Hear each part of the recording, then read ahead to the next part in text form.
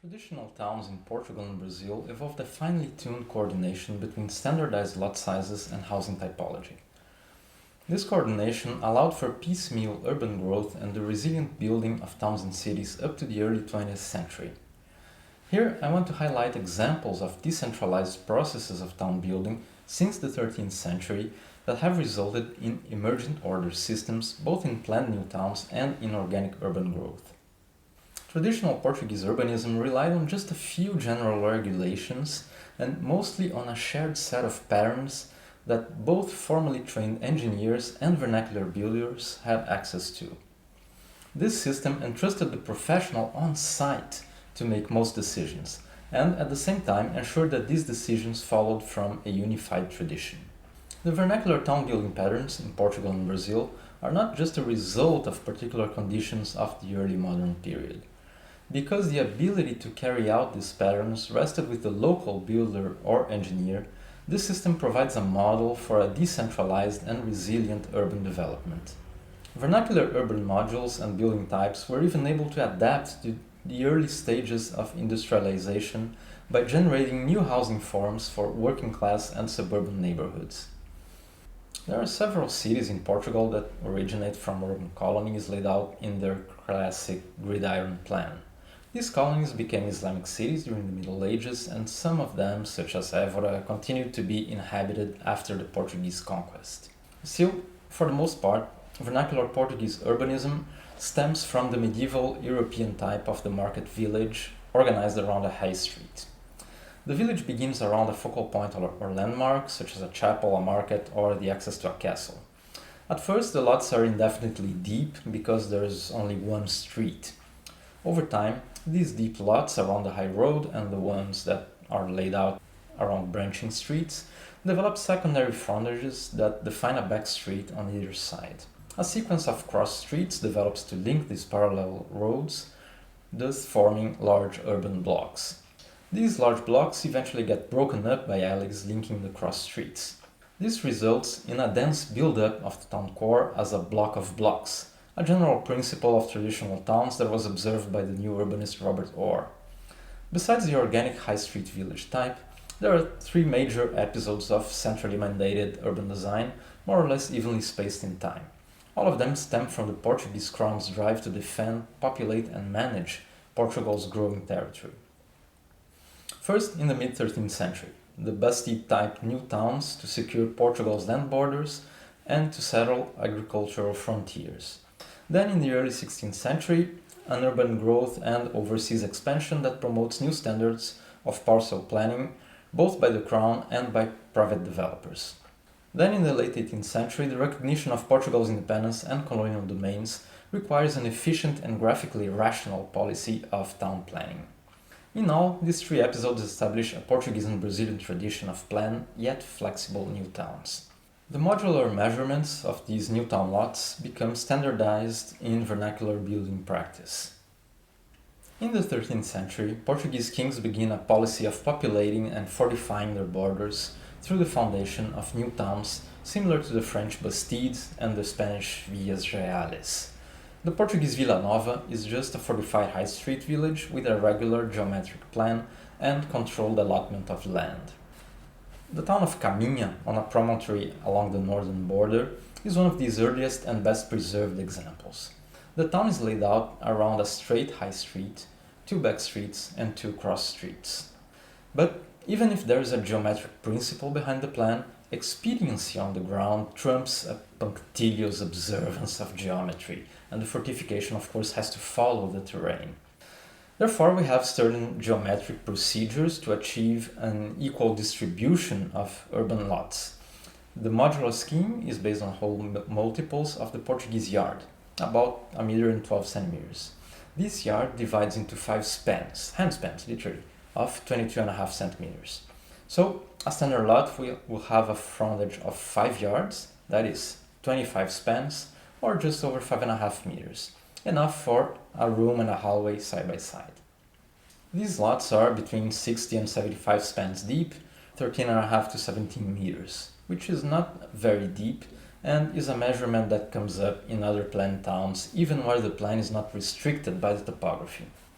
This means that the planners who came up with these measurements might have taken their cues from a vernacular block of blocks around 60 meters deep, where 2 rows of 30-meter deep lots would back onto an alley, and at some point new frontages would get built along this alley.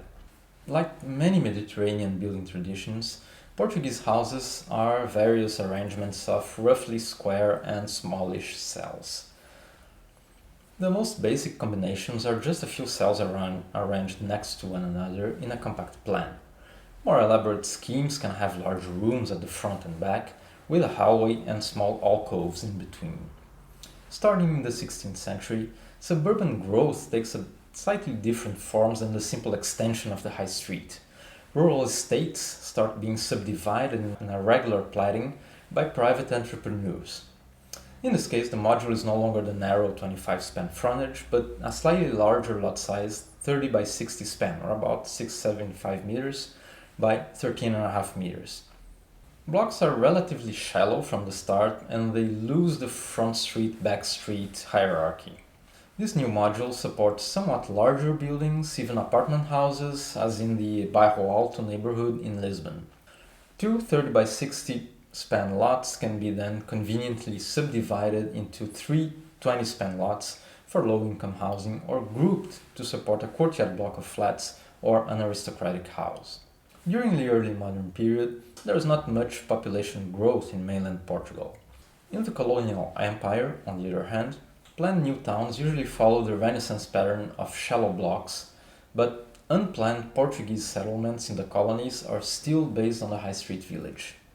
Then, just after 1750, the Portuguese standard for new towns changes quite sharply.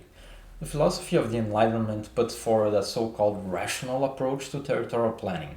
At the same time, Portugal needs to reassert the legitimacy of her borders, and the visible mark of centralized town planning is one way to achieve this. But first, there's the Lisbon Earthquake in 1755. This serves as a blank slate for the Crown to experiment with strictly regular geometries, taller buildings, and broader streets. At Vila Real de Santo Antonio, right on the border with Spain, this intention of appearing rational and of claiming territory is evident. The town has a single main square, and unlike medieval planned towns, the engineer refuses to sacrifice geometric regularity for the sake of adaptation to the terrain. The chosen site is even located far away from the fortifications, so he could pick a flat area to build on. To highlight the clarity and monumentality of the plan, the streets are very broad now. At 40 spans, they are almost 3 times as wide as in Caminha. Despite this, lot sizes do not change much. Here we are back to the narrow and shallow lots of Caminha with 25-span frontages and 50-span depths, that is just over 11 meters deep. The same broad streets and large main squares show up in many colonial new towns, founded all over Brazil around the same time, although exact measurements are less consistent overseas than they are in the mainland. These late 18th century plans seem to be the first to mandate specific building types and even standardized facades. During the 19th century, planned new towns continued to be built mostly in Brazil, now independent country. Aracaju is an example of the survival of the late 18th century principles, with the preference for flat sites, a strict gridiron plan, a single central square, and narrow and shallow lots. Traditional urban modules also continue to show up in the planned growth of existing cities during the 19th century. Here we're looking at Rio de Janeiro, which was then the capital of Brazil.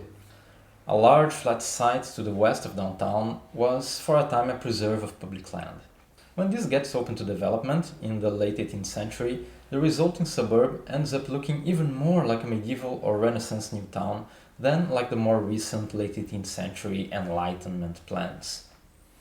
It has a clear hierarchy of street widths, and most lots have 20-span frontages. This area grows into one of the densest and socioeconomically more diverse neighborhoods outside the city center, and one of the best preserved 19th century districts to this day. This is in part because the fragmented land ownership pattern of these narrow lots has prevented the consolidation required for large-scale redevelopment. Even urban renewal operations intended to modernize the city couldn't entirely do away with traditional building types. In the first decade of the 20th century, there were still some accepted planning applications in Rio de Janeiro that featured traditional row house plans on 25-span lots. In the meantime, there is another rationalist revolution going on in mid-century Portugal and Brazil, the switch to the metric system, together with a push to regulate building standards at a much more specific level to address modern ideals of natural lighting and ventilation. In the long run, going metric means new lot frontages get rounded up or down to arbitrary integer measurements. This happens in some areas of Oporto during its industrial growth in the second half of the 19th century. Earlier subdivisions show the traditional 20 and 25 span frontages, but a newer one rounds this to 5 meters, roughly in the middle between 20 and 25 span. Brazil is somewhat late to catch up on both the metric system and strict building regulations, but it eventually happens in Rio de Janeiro and São Paulo first at the turn of the 20th century. Some working-class houses address these changes not so much by adopting new lot sizes, but mostly by cutting out some awkward courtyards out of the hallways in traditional house types. Eventually, however, building codes would require lot widths to accommodate both a covered hallway and a side setback. These strict regulations, together with the fact that most new housing is getting built as planned subdivisions on cheap suburban land, mean that at some point the vernacular urban house is no longer the preferred building type. Around 1900 in north-central Portugal, builders and architects bring a rural house type into this process of urban growth. This is a vernacular module that had been used in the south of the country since the early modern period. It consists of 3 or 4 rooms arranged in a plan about 40 spans or 9 meters square. This unit is particularly suited to the new mandates on natural lighting and ventilation that entail wider frontages in new urban buildings. At the same time, it's not as costly as building a fully detached house on a very large lot. So, during the first 3 decades of the 20th century, this 40-span house type becomes a fairly standard solution for the middle class and even for parts of the working class, such as railway workers. In the mid-1920s, the architects of the Portuguese railway explored a number of variations on the theme of the 9-meter square house in a planned garden city next to the company's main rail yards. These houses have different configurations of hallways between rooms, each of them studied with an eye on the modern ideal of efficiency, but they're all built in load-bearing masonry and follow the same sizes and proportions of their vernacular predecessors. Recent historians of Portuguese and Brazilian architecture often look at the 1920s houses from the superficial perspectives of style and ideology.